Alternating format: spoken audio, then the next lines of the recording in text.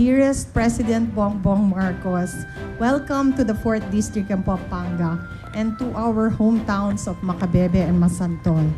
And to everyone, Maya Paabak po. We are deeply honored by your presence today at the inauguration of the first ever climate change loan of the Philippines, the Integrated Disaster Risk Reduction and Climate Change Adaptation in the low-lying areas of Pampanga Bay. We conceptualized this loan more than 15 years ago, when climate change was not yet as serious a problem as it is today. This shows that the Philippines has long been preparing for the largest challenge facing the world today, global warming and rising sea levels leading to massive flooding. Our small area of Pampanga is the catch basin of all the water of northern and central Luzon. Lahat po ng tubig ng Luzon dito po lumalabas. Comes from the Sierra Madre, the Zambales and Caballero mountain ranges, and exits to Aurora, Nueva Ecija, and finally to this very small area before it exits into Manila Bay. And this is the place where all the major rivers in Luzon converge into two very small towns, Macabebe and Masantol. Also, our rivers remain silted with lahar due to Mount Pinatubo more than 30 years ago. We are also suffering from tidal flooding and saltwater block flow since Manila Bay is now higher than the Pampanga River. Our towns, schools, and houses remain flooded for much of the year. However, it is not all a sad story. We are more than the flood and we are more than climate change. We are a story of hope and resilience. Our 4 towns, Upriver, Candaba, San Luis, Sapalit, and San Simon, produce 60% of the rice in Pampanga. And our 4 towns, Macabebe, Masantol, Santo Tomas, and Minalin, are the #1 producers of aquaculture. Lahat po ng tilapia, crab, bangus, at saka po shrimp in the entire Philippines is almost produced here, and we even export to Japan. Our aquaculture industry is worth 160 billion pesos every year.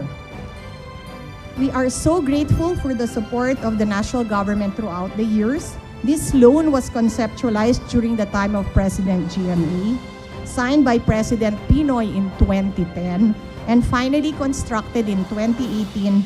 And under your administration, after 15 long years, it is finished under your strong leadership. We in these small towns are fighting the greatest battle ever seen, which is climate change. But with your never-ending support of this administration under our president, especially since we have a second and even third part of this loan, we know makakayanan po namin ito and we will never give up because this is our home. Tuloy po ang laban versus climate change, wala pong iwanan. Dakala-dakala salamat po at luwid po kayo, Pangulong BBM. A very good morning po sa inyo pong lahat.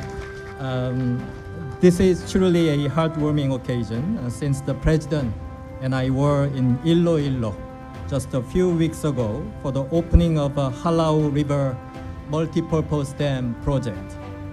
I appreciate that he's here now to lead the inauguration of this vital project, which is critical to the Philippine government's flood control efforts.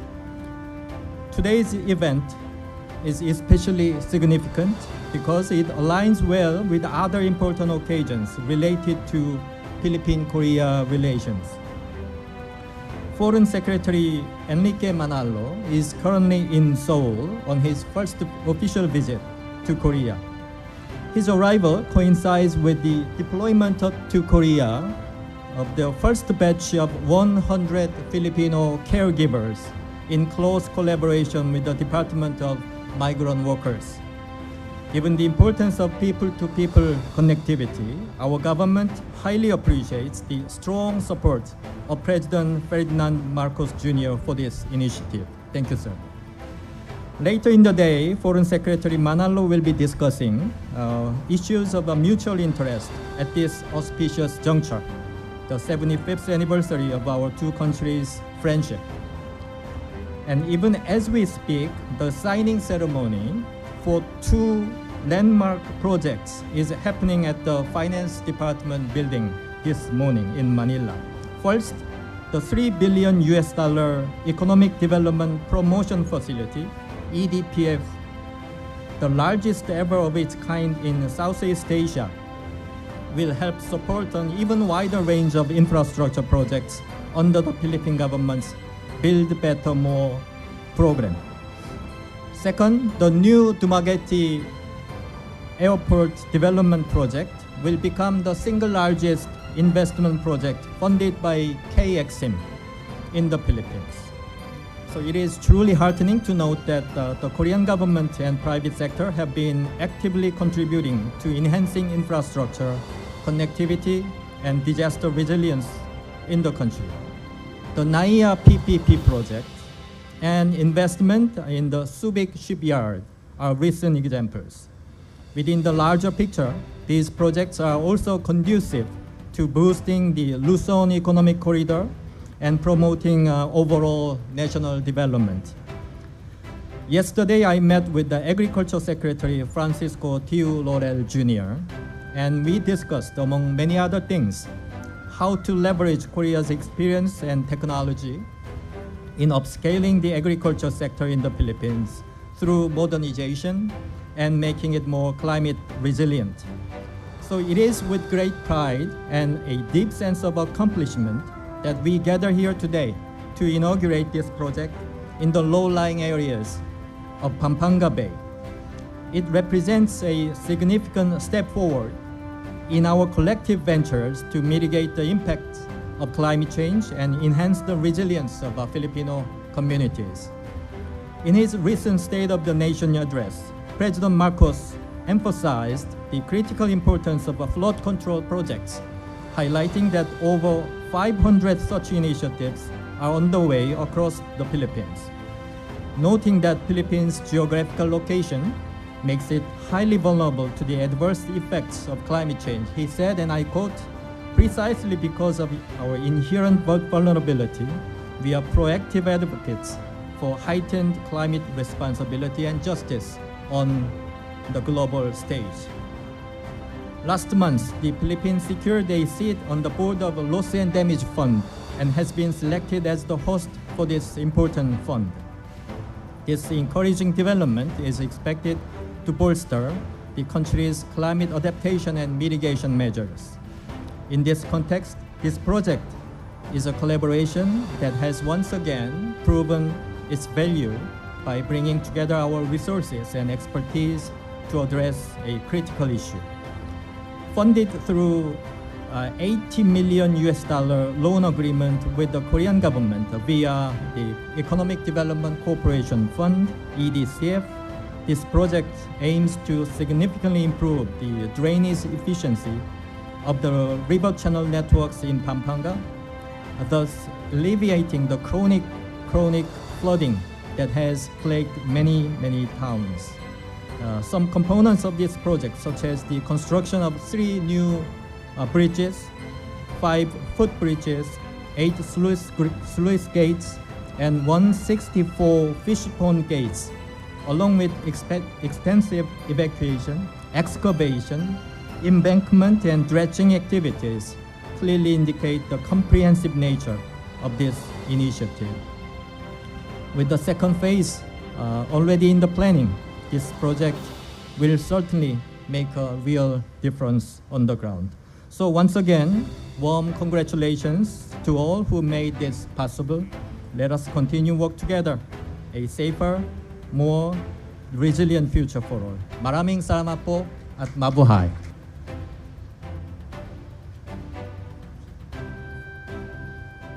President Marcos Jr., distinguished guests, ladies and gentlemen, good morning.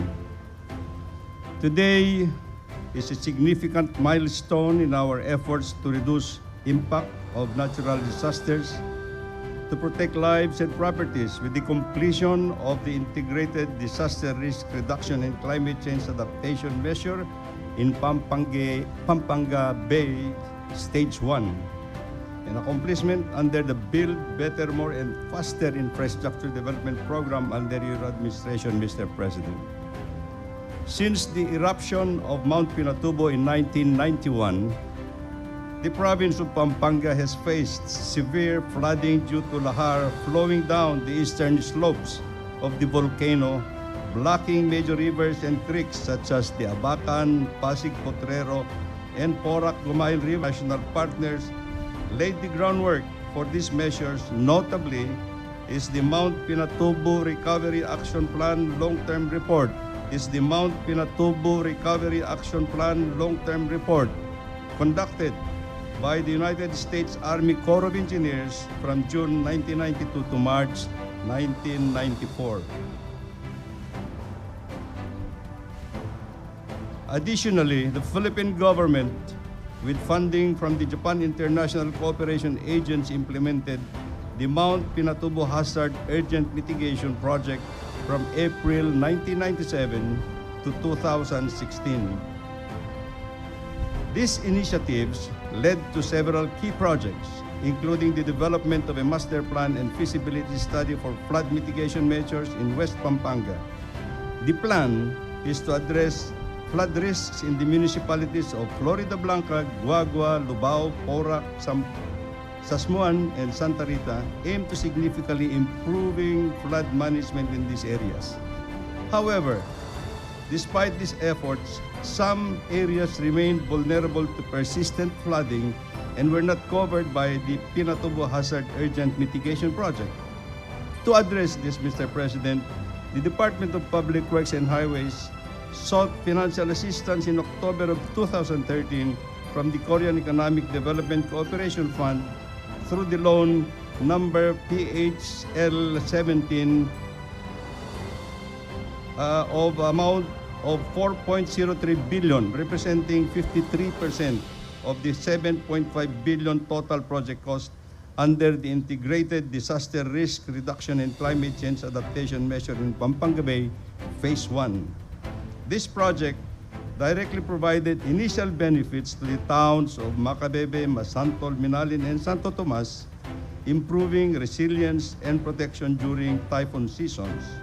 The project involves comprehensive work on 4 rivers: the Third River, Kaduang Tete River, Sapang Maragol River, and Eastern Branch Channel that flow into Manila Bay. This includes excavation, dredging, and widening of waterways, as well as embankment construction. These improvements are essential for reducing flood risk in areas susceptible to tidal backflows and effects of climate change.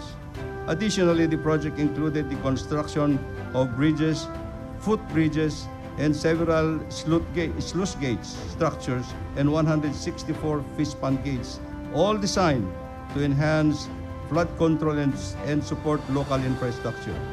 However, this completed project, Mr. President, is just stage 1 of the overall contemplated project.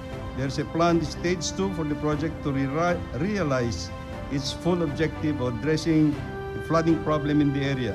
The preparation of stage 2 of the project is underway through the updating of the flood control management master plan and feasibility studies and detailed engineering.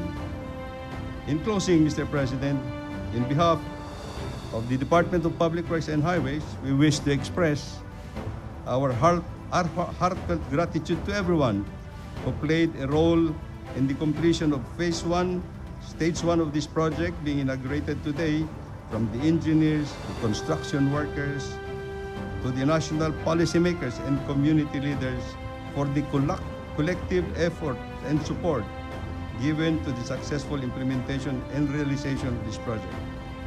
At this point, Mr. President, may I ask to take a moment to watch a short video that provides the detailed overview of the project.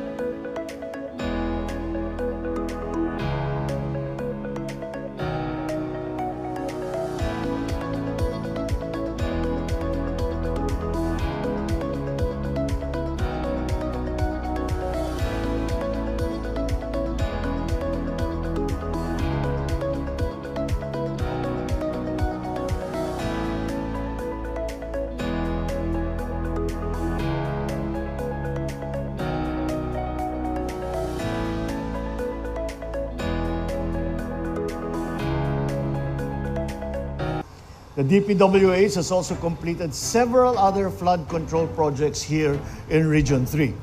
Among these is the construction of a flood control structure at the Pampanga River in Gabaldon, Nueva Ecija.